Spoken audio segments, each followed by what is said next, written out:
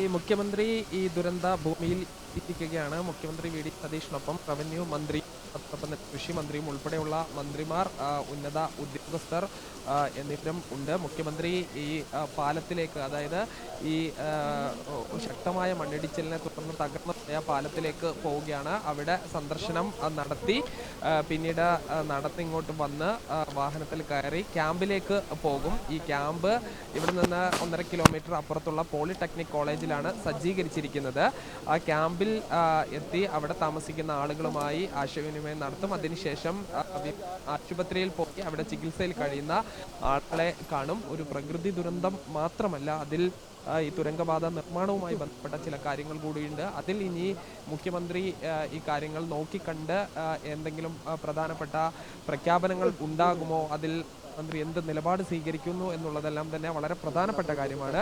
അക്കാര്യങ്ങൾ കൂടി ഒരുപക്ഷെ അദ്ദേഹം വാർത്താ സമ്മേളനത്തിൽ പറയും. ഇപ്പോൾ ഈ പാലത്തിലൂടെ മുഖ്യമന്ത്രി ഈ അവിടെ NDRFിൻ്റെയും ഫയർഫോഴ്സിൻ്റെയും ഉദ്യോഗസ്ഥർ ഈ പ്രവർത്തനങ്ങൾ നടത്തുന്ന JCB ഉപയോഗിച്ച് മണ്ണ് മാന്തുന്ന സ്ഥലങ്ങൾ ഈ പരിശോധിച്ചുകൊണ്ടിരിക്കുകയാണ്. മുഖ്യമന്ത്രി ഇപ്പോഴുള്ളത് ഈ പാലത്തിന് അപ്പുറത്തുള്ള ആ ദുരന്തം നടന്ന് താഴ്ഭാഗത്താണ്. അവിടെ കാര്യങ്ങൾ നോക്കിക്കാണുകയാണ്. ഈ പാലത്തിന് താഴെ ആണ് ഈ തൊഴിലാളികളെ കൊണ്ടുവന്നിരുന്ന ബസ് ഉള്ളത്.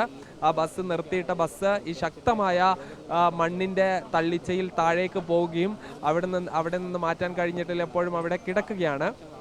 അതോടൊപ്പം തന്നെ ഈ കമ്പനിയുടെ നിർമ്മാണ കമ്പനിയുടെ ക്രൈനും അവരുടെ ചില സാമഗ്രികളുമെല്ലാം തന്നെ പുഴയിലും അതോടൊപ്പം തന്നെ ഈ മണ്ണിലേക്കും പൂഴ്ന്നു പോയിട്ടുണ്ട്. ഇക്കാര്യങ്ങളെല്ലാം തന്നെ മുഖ്യമന്ത്രി വിശദമായി പരിശോധിക്കുകയാണ്. അതോടൊപ്പം തന്നെ ഏറ്റവും പ്രധാനപ്പെട്ട കാര്യം, ഇതൊരു മനുഷ്യനിർമ്മിത ദുരന്തമാണ് എന്നുള്ളതാണ് ഈ മന്ത്രിമാർ ഉൾപ്പെടെ പറഞ്ഞിരുന്നത്.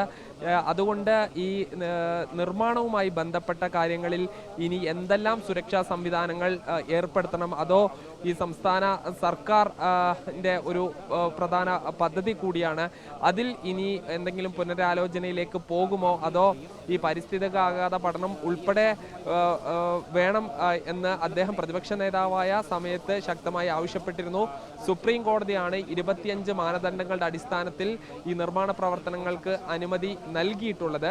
അങ്ങനെ നിർമ്മാണ പ്രവർത്തനങ്ങളുമായി ബന്ധപ്പെട്ട കാര്യങ്ങളിൽ സംസ്ഥാന സർക്കാരിൽ എന്തെങ്കിലും പ്രധാനപ്പെട്ട തീരുമാനങ്ങളിലേക്ക് പോകുമോ, ആ കമ്പനിയുമായി ബന്ധപ്പെട്ട കാര്യങ്ങളിൽ എന്തെങ്കിലും പ്രധാന തീരുമാനം എടുക്കുമോ എന്നെല്ലാം തന്നെ വളരെ പ്രധാനപ്പെട്ടതാണ്. അതിന് ഈ സംഭവ സ്ഥലത്തെത്തി ഈ വിദഗ്ധരായ ആളുകളുമായി സംസാരിക്കുകയാണ്. മന്ത്രിമാർ മാത്രമല്ല, ഈ വിവിധ വകുപ്പുകളിലെ ഉന്നത ഉദ്യോഗസ്ഥർ കൂടിയുണ്ട്. അവർ ഈ കാര്യങ്ങളുടെ എങ്ങനെയാണ് അപകടം ഉണ്ടായത് എന്നും നിലവിലെ സാഹചര്യം എന്താണെന്നും തുരങ്കപാത നിർമ്മാണവുമായി ബന്ധപ്പെട്ട കാര്യങ്ങൾ എന്തെല്ലാമാണെന്ന് മുഖ്യമന്ത്രിക്ക് വിശദീകരിച്ച് നൽകും. ഇതിൻ്റെ അടിസ്ഥാനത്തിൽ എന്തെങ്കിലും ഒരു പ്രഖ്യാപനത്തിലേക്ക് തീരുമാനത്തിലേക്ക് പോകുമോ എന്നുള്ളത് കൂടിയും വളരെ പ്രധാനപ്പെട്ടതാണ്.